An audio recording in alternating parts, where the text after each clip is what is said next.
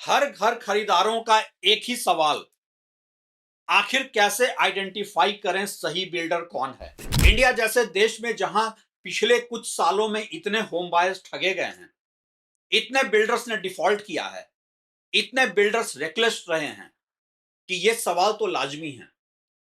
हर घर खरीदार आज ये जानना चाहता है, हर प्रॉपर्टी इन्वेस्टर ये पूछता है, आखिर हम कैसे आइडेंटिफाई करें सही बिल्डर कौन है और क्या है वो बेंचमार्क्स जो आपको बता सकते हैं कि ये बिल्डर दूसरे बिल्डर के मुकाबले ज्यादा रिस्पॉन्सिबल है। आखिर है भी ऐसा कोई बेंचमार्क, ऐसा कोई चेकलिस्ट जो ये बता सके कि ये बिल्डर सही है या नहीं।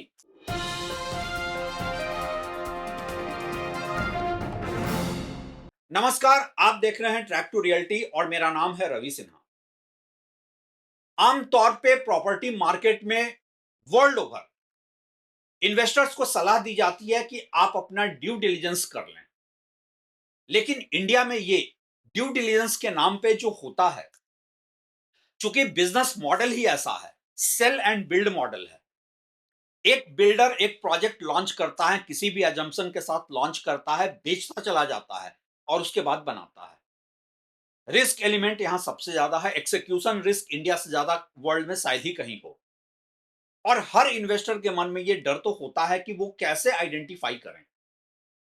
अगर हम ड्यू डिलिजेंस की बात करें तो आप क्या पता करेंगे, वो कौन सी खोजबीन आप करेंगे। अगर आप एक लॉयर भी हायर कर लेते हैं तो वो जाकर मैक्सिमम यही पता करेगा कि बिल्डर का ट्रैक रिकॉर्ड क्या है, लैंड टाइटल क्लियर है या नहीं, उसको सारे क्लियरेंसेज मिले हैं या नहीं, उसका रेरा फाइलिंग सही से हुआ है या नहीं, यही ना। लेकिन क्या ये सब इस बात की गारंटी है कि बिल्डर सही है? क्या ये इस बात की गारंटी है कि बिल्डर टाइम से डिलीवर कर देगा? डिले भी करेगा तो डिलीवर कर देगा, या फिर डिलीवर भी करेगा तो जो प्रोमिसेस किए हुए हैं उसके आसपास वो प्रोजेक्ट होगा? आइडेंटिफाई करने का वो क्या हो क्राइटेरिया। पिछले कुछ सालों में पैन इंडिया लेवल पर मैंने जितने बिल्डर्स को देखा है, इतना तो मैं भी कह सकता हूं कि यहां पे ड्यू डिलिजेंस बेमानी सी बात है, क्योंकि बिजनेस मॉडल ही ऐसा है, बिजनेस का नेचर ही ऐसा है। आप एक कंपनी का फाइनेंशियल बैंडविड्थ भी देख लें, फिजिकली रिस्पॉन्सिबल बिल्डर दिखेगा, लेकिन 4 से 5 साल या 7 साल का जो प्रोजेक्ट लाइफ साइकिल होता है, उसमें डिफॉल्ट नहीं करेगा की गारंटी नहीं है, उसका बैलेंस शीट नहीं बिगड़ेगा इसकी गारंटी नहीं है। तो फिर कैसे आइडेंटिफाई करें बिल्डर को। मैं हमेशा एक चीज देखता हूं कि बिल्डर का स्किन इन द गेम है या नहीं। आप पूछेंगे स्किन इन द गेम क्या होता है। मैंने अपने पिछले वीडियो में भी बोला था कि मैं इस टॉपिक पर बात करूंगा। आमतौर पर मैंने देखा है, एक्सेप्शंस हो सकते हैं, लेकिन जिस बिल्डर का स्किन इन द गेम नहीं होता है, उसके डिफॉल्ट करने के चांसेस ज्यादा होते हैं। वो ज्यादा रेकलेस होता है, वो ज्यादा इररेस्पॉन्सिबल होता है। फॉर एग्जाम्पल, इस चीज को हम दो लेवल पर देखते हैं, एक है रेसिडेंशियल सेगमेंट और एक है कॉमर्शियल प्रॉपर्टी। रेसिडेंशियल में अगर एक बिल्डर है जिसका खुद स्किन इन द गेम नहीं है, और स्किन इन द गेम का मतलब उसका खुद का स्टेक नहीं है, वो एक लैंड ओनर के साथ जेवी साइन करता है, प्रोजेक्ट लॉन्च कर देता है और वो बायर्स के रिसीवेबल लेना शुरू कर देता है। यहां बिल्डर का खुद का कुछ स्टेक पे नहीं है, उसका स्किन इन द गेम नहीं है, इसीलिए यहां पे ये बिल्डर हमेशा मेरे लिए क्वेश्चन मार्क में रहेगा। लेकिन अगर बिल्डर ने लैंड आउटराइट परचेज किया है, अगर उसका खुद का पैसा लगा है, तो उसका स्किन इन द गेम है, उसके डिफॉल्ट करने के चांसेस कम हैं। वहीं दूसरी तरफ अगर एक माइक्रो मार्केट में एक ऐसा बिल्डर जिसका अपना भी पैसा लगा है बिजनेस में, 2 3 4 प्रोजेक्ट कर रहा है, तो आप समझ सकते हैं कि अगर वो एक प्रोजेक्ट में कुछ गड़बड़ करेगा तो उसका असर उसके सारे प्रोजेक्ट पे होगा। आमतौर पे रेसिडेंशियल सेगमेंट में बिल्डर के स्किन इन द गेम का सीधा सा मतलब होता है उसका खुद का कितना कुछ स्टेक पे लगा है। इस बात को मैं एक एग्जांपल से भी समझा सकता हूं। मैं बिल्डर का नाम नहीं लूंगा क्योंकि मैं किसी बिल्डर को एंडोर्स नहीं करना चाहता हूं। बेंगलोर में एक बिल्डर ने एक प्रोजेक्ट बनाया, डिलीवर कर दिया, हैंड ओवर भी कर दिया बायर एसोसिएशन को, और 6 7 साल के बाद उस प्रोजेक्ट के स्विमिंग पूल में कुछ प्रॉब्लम्स आई। जिसमें 2-3 करोड़ का इन्वेस्टमेंट की जरूरत थी और होम बायर्स ने एसोसिएशन ने बिल्डर्स को अप्रोच किया, बिल्डर से रिक्वेस्ट किया। बिल्डर ने अपने पैसे से, बिना उन घर खरीदारों से कुछ मांगे, अपने पैसों से वो रिपेयर कराया। हालांकि लीगली वो 5 साल का डिफेक्ट लायबिलिटी क्लॉज भी खत्म हो गया था, प्रोजेक्ट हैंडओवर भी हो गया था। एक इंटरव्यू के दौरान मैंने उस बिल्डर से पूछा, does it make a business sense? उसने कहा हाँ, it makes a sound business sense.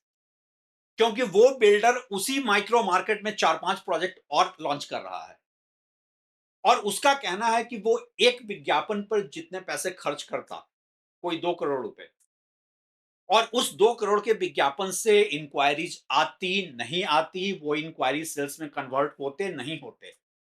लेकिन यहां जो 1,000 होम बायर्स रह रहे हैं उस प्रोजेक्ट में, जिसके लिए बिल्डर ने 2 करोड़ रुपए खर्च किए हैं, वहां से उसे रेफरल बायर मिलेंगे, रिपीट बायर भी आएंगे। ये होता है बिल्डर का स्किन इन द गेम। उसका अपना स्टेक लगा है तो वो रिस्पॉन्सिबल है। अब हम बात करते हैं दूसरी तरफ कॉमर्शियल प्रॉपर्टी में। आमतौर पर माना जाता है कॉमर्शियल प्रॉपर्टी में ज्यादा रिटर्न है, सब है, लेकिन रिस्क बहुत ज्यादा है। रेजिडेंशियल प्रॉपर्टी में क्या होता है कि अगर बहुत अच्छा प्रोजेक्ट नहीं भी तैयार हुआ, उसका फ्यूचर एप्रिसिएशन नहीं होगा, लेकिन आप वहां रह सकते हैं या रेंट पे उन लोगों को दे सकते हैं जिनको कि कम रेंटल वैल्यू का प्रॉपर्टी चाहिए। लेकिन कॉमर्शियल प्रॉपर्टी अगर पिटता है तो पूरा का पूरा मॉल या बिजनेस सेंटर घोस्ट मॉल बनकर रह जाता है, क्योंकि क्वालिटी फुटफॉल नहीं होती, क्वालिटी टेनेंट्स ही नहीं आते हैं। तो यहां पे आप बिल्डर का स्किन इन द गेम कैसे देखेंगे? यहां पे आमतौर पर मैं देखता हूं कि जो बिल्डर एक बिजनेस सेंटर को, चाहे मॉल्स हो, बिजनेस स्पेस हो, हाई स्ट्रीट हो, बनाकर बेचकर निकल जाना चाहता है, वहां उसका स्किन इन द गेम नहीं है। वहां पे आपके पैसे फंसने के चांसेस ज्यादा हैं। लेकिन अगर वो सेल मॉडल की जगह उसमें लीज मॉडल का भी कंपोनेंट है, अगर उसमें बिल्डर का भी अपना स्टेक है, फॉर एग्जाम्पल एक मॉल है जिसके साथ एक होटल भी है, बैंक्वेट हॉल भी है, और वो बिल्डर ने अपने लिए बनाया है, वो उसे अपने पास रखेगा, लीज आउट करेगा, ऐसे सेंटर के पिटने के चांसेस बहुत कम हो जाते हैं, क्योंकि बिजनेस में बिल्डर का स्किन इन द गेम है, उसका अपना स्टेक है। अगर मॉल पिटता है या ऑफिस स्पेस पिटते हैं, तो बिल्डर का अपना होटल और बैंक्वेट हॉल भी पिट जाएगा। इसीलिए वो वहां पे थोड़े लॉस सहकर भी उसे एक सक्सेसफुल प्रोजेक्ट बनाएगा।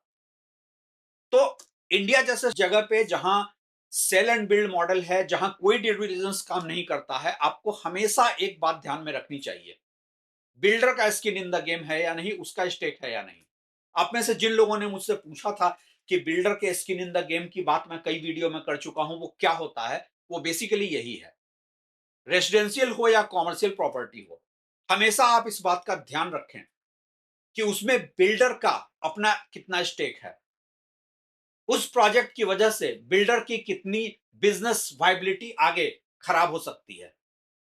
अगर बिल्डर बेचकर बस निकल जाने के मोड में है, तो फिर उसका कोई स्किन इन द गेम नहीं है। वहां पे सारे रिस्क आपके हो जाते हैं। आप लोगों की क्या राय है इस बारे में? आप अपनी राय हमें जरूर बताइएगा। शुक्रिया।